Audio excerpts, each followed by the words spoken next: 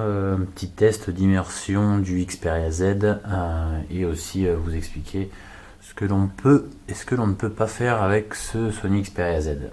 Donc bon, je vais tout simplement commencer par le test. Je pensais juste une petite vidéo pour vous montrer. Donc une bassine d'eau froide, le téléphone est sous l'eau, vous pouvez même entendre que même le haut-parleur fonctionne très bien sous l'eau. Honnêtement, je vous le déconseille, le haut-parleur sous l'eau. Pourquoi? Parce que j'ai déjà eu des petits soucis avec le Xperia Z. Alors pas avec celui-là, parce que ça, donc c'est le Xperia Z qui nous est fourni pour le programme d'expérience par Sony. Mais j'ai un Xperia Z moi depuis sa sortie. Et une ou deux fois, j'avais plus du tout, presque pas de son en fait qui sortait du haut-parleur suite à des utilisations, donc des petits tests comme ça sous l'eau. Je pense qu'il y a de la derrière quand il y a de l'eau qui reste dans le haut-parleur, donc du coup pendant toute une période, le haut-parleur est beaucoup moins fort que d'habitude. Et ça doit coller quelques poussières ou autres à l'intérieur. Et pendant une fois, j'avais presque plus de son. Et pour retrouver le son, j'ai dû repasser le téléphone sous l'eau pour, je pense, retirer des poussières qui étaient bloquées à l'intérieur. Bon, après, ça a refonctionné parfaitement. Mais voilà, honnêtement, je conseille l'utilisation si vous voulez, en gros, vous amuser à le mettre sous l'eau. Évitez le haut-parleur parce que je suis pas sûr qu'à terme ça tienne à 100%. Donc pour l'IP57, bon, ça fonctionne très très bien. Hein. Je vous ai donné ce petit détail sur le haut-parleur, mais c'est vraiment pas un souci puisque ça, je vous dis, hein, ça a refonctionné tout de suite après quand je l'ai repassé sous l'eau. Comment ça fonctionne? Il y a des petits caches qui est tout autour du téléphone. Les connectiques en fait sont protégés par des caches. Donc, je vais bien les essuyer là pour pouvoir les ouvrir et pour pas qu'il y ait d'eau qui s'infiltre. Je vais quand même bien essuyer le téléphone, ça serait dommage. Donc juste pour montrer, un cache pour le chargeur micro USB, un cache pour la micro SD, un cache pour la carte micro SIM et un cache pour le casque audio Jack 3.5. Voilà. Je vais jamais tout faire en même temps, ça fait joli, ça fait un petit sapin de Noël. Donc voilà, c'est ces petits caches qui permettent en fait de rendre toutes vos connectiques, de les protéger de l'eau et qui permettent au Xperia Z d'avoir cette certification IP57 et donc d'aller sous l'eau. Donc voilà, le petit point décevant, c'est pas un point négatif, mais un point décevant. Sony fait beaucoup sa communication autour de ce Xperia Z qui va sous l'eau. Ouais, je le remets sous l'eau. Pensez bien à bien refermer les caches quand vous faites ça. Donc fait toute sa communication sur le fait que le Sony aille sous l'eau. Et après, il communique pas trop sur le fait que on ne peut pas l'emmener à la mer puisqu'ils interdisent l'eau de mer, on ne peut pas l'emmener à la piscine puisqu'ils interdisent l'eau chlorée, on ne peut pas prendre son bain ou s'amuser à proximité de son bain ou de son jacuzzi pour les plus aisés avec son Sony Xperia Z puisque c'est également interdit.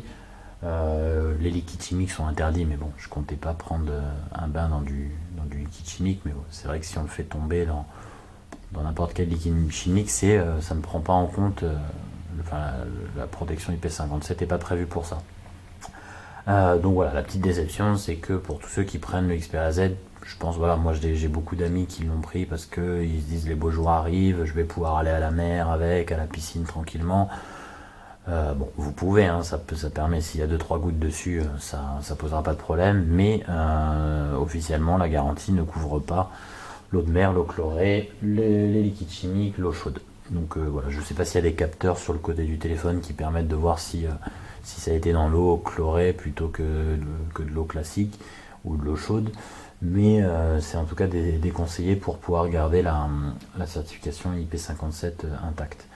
Donc voilà, que vous dire de plus? Sinon c'est maximum, l'immersion c'est maximum une demi-heure, une profondeur maximum d'1 mètre, Nous, ça a été communiqué 1 mètre pour nous. J'avais vu 1 mètre 50 sur certaines brochures de Sony. Donc voilà, en gros, faut pas le faire tomber, faut pas aller faire de la plongée avec, puisque de toute façon, l'eau de mer est interdite. Et vous descendrez pas bien loin, puisque c'est 1 mètre maximum. Donc voilà, ça nous permet surtout d'avoir un téléphone protégé si vous le faites tomber dans les chiottes, si vous le faites tomber rapidement dans un évier, dans une flaque d'eau, dans un petit lac autour de chez vous ou autre. Je pense que si on l'amène à la piscine ou à la mer et qu'on se permet en tout cas voilà, de faire juste des photos, des vidéos, s'il y a 2-3 gouttes qui tombent dessus, c'est pas très grave. Maintenant, faut pas qu'il tombe dans l'eau de mer. Parce que en tout cas c'est pas prévu pour. Je connais pas les conséquences, mais c'est pas prévu pour. Donc voilà pour cette vidéo. Si vous avez des questions, n'hésitez pas. Je vais vous faire d'autres vidéos de toute façon du Xperia Z pour vous montrer pour vanter en tout cas cette certification IP57 qui est quand même un vrai point positif, parce que aujourd'hui je pense que vous avez tous dans votre entourage une personne qui vous a dit avoir fait tomber son téléphone dans les toilettes, dans son bain ou autre. Et ben s'il avait eu le Sony Xperia Z, son téléphone fonctionnerait toujours aujourd'hui. Donc c'est quand même un vrai plus aujourd'hui comparé aux gros concurrents, les S4, HTC One ou Nexus 4, parce que certains font entrer le Nexus 4 dans les concurrents directs du Xperia Z. A très bientôt, au revoir. Alors, petit inconvénient de cette fonction IP57, bon, c'est pas vraiment un inconvénient puisque je vous ai dit dans la précédente vidéo que l'IP57 servait essentiellement pour l'eau froide. Donc pour tous ceux qui comptaient prendre un bain d'eau froide à la rigueur, ou je sais pas, d'aller dans une flaque d'eau avec et en même temps de toucher le téléphone, donc chose qui sert à rien. Mais c'est que le tactile ne fonctionne pas sous l'eau, puisque je pense que l'eau doit exercer une petite pression sur l'écran, et en gros voilà, si on le met sous l'eau derrière, vous voyez, hein, j'appuie sur mes raccourcis, il n'y a rien qui fonctionne. Voilà, c'est un petit inconvénient également. Moi j'ai déjà eu le cas également, par exemple, vu qu'il est IP57, on ne fait pas attention quand il pleut, ou quand il y a des éclaboussures de proximité d'un bain ou d'une douche ou autre, et certaines gouttes en fait ont même une action appui sur l'écran. Je sais pas si ça va fonctionner, mais je vais essayer de faire tomber quelques gouttes. Voilà, vous voyez, en faisant tomber quelques gouttes, ça agit comme si j'avais appuyé sur l'écran avec mes doigts.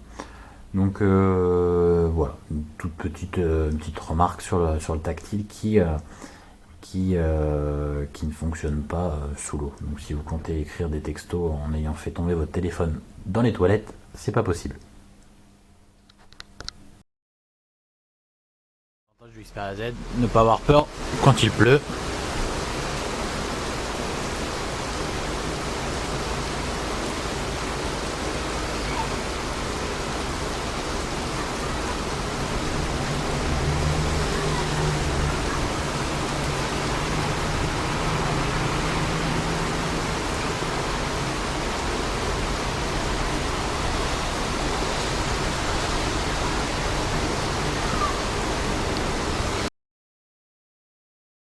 Ne jugez pas la mise en scène, mais je vais vous montrer un petit peu des situations qui peuvent vous arriver chaque jour. Si vous avez pris la mauvaise habitude de poser votre téléphone sur une table ou une terrasse de café, même s'il faut faire attention au pickpocket, ça peut arriver. Le Sony Xperia Z, un verre d'eau, on renverse. Bon, je vais pas vous faire une mise en scène digne d'Hollywood, mais voilà. Hop. Et là, bon, le Sony, il craint rien. C'est l'avantage. On peut même derrière après jouer un petit peu.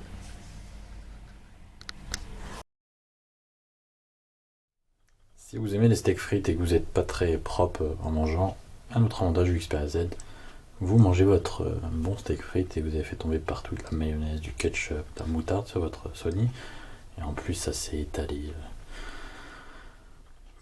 très salement. Bon, l'avantage, si vous avez un téléphone classique, qu'est-ce que vous allez faire? Vous allez essayer d'essuyer, ça va être tout gras. Derrière, vous allez essayer de mettre un peu de, je sais pas, de produit à lunettes, de prendre un chiffon. Bon, en gros, avec le XPAZ, c'est tout ça.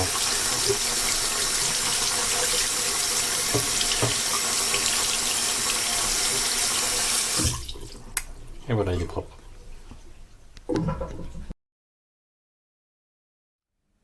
Alors donc pour terminer ce petit test de la fonction IP57, je vais juste vous expliquer donc pourquoi moi j'ai choisi d'avoir le Xperia Z et aussi comment l'équiper au maximum pour conserver cette IP57 intact. Donc moi j'ai, avant même qu'il y ait ce programme Expérience qui commence, le Xperia Z était déjà mon smartphone depuis sa sortie, parce que voilà, ça a été l'avantage, c'est l'IP57 qui a été un des plus gros avantages pour moi avec le design et les caractéristiques de l'appareil, et puis aussi parce que ça a été le premier des smartphones haut de gamme à sortir cette année.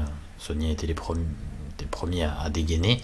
Voilà, moi j'utilise le Sony parce que voilà, j'ai un fils qui a 1 an, il peut très bien jouer avec mon téléphone, le foutre dans les toilettes.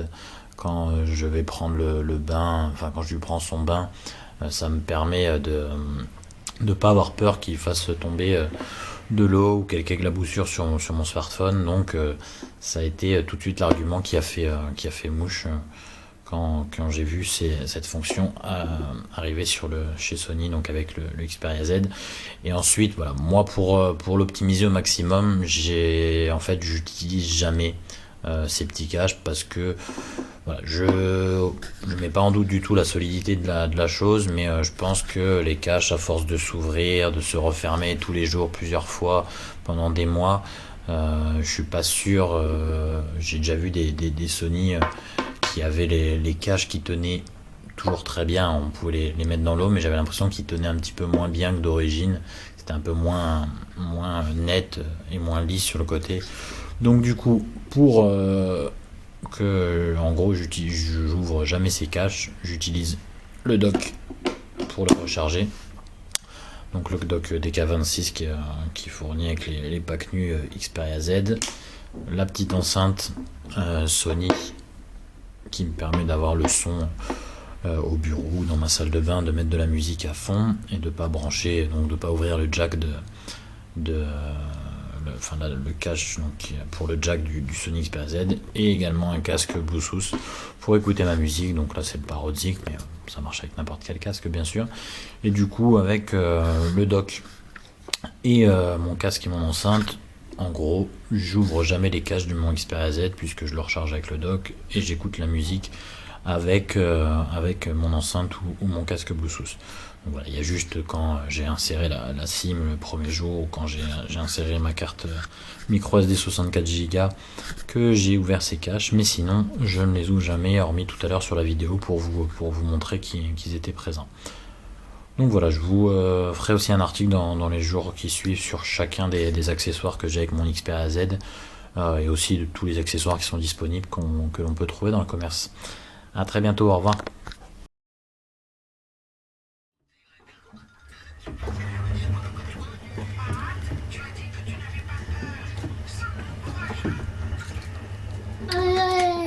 Je crois que je ne suis pas le seul à apprécier le Xperia Z.